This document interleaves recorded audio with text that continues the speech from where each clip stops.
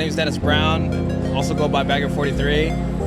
At DesignerCon, I have an assortment of different products and some original art. This is my third year at this event. I have a mix of stickers, some patches I've designed. This is my first original vinyl toy release that I designed with a fellow artist, 3D artist named Eli, and this is our collaborative piece. I have original ink drawings, also a mix of apparel that I've designed and produced myself.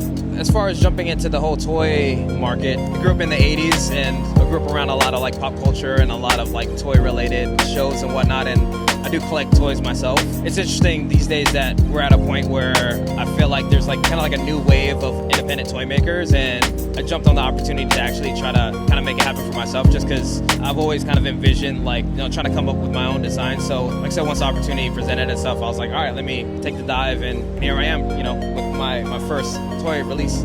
So as far as the characters I designed, I spent a good part of my upbringing living in Japan. I grew up watching a lot of Japanese like cartoons and Japanese like superhero themed shows, and my designs are kind of a nod to that genre. But also, since like I said, growing up with the 80s, I grew up on like G.I. Joes and like other like, you know, 80s kind of cartoons. So the designs kind of incorporate like a nod to like a lot of those different interests. It's a little backstory on that. And as far as like any, you know, background on the characters, like I'm still kind of working on the narrative, but for the most part I've kind of went into it more with just a general design aesthetic, and just kind of had that kind of guide the overall process. I think the easiest way to get a hold of me is finding me on Instagram, and on Instagram I go by at bags43, and my website is bagger43.com.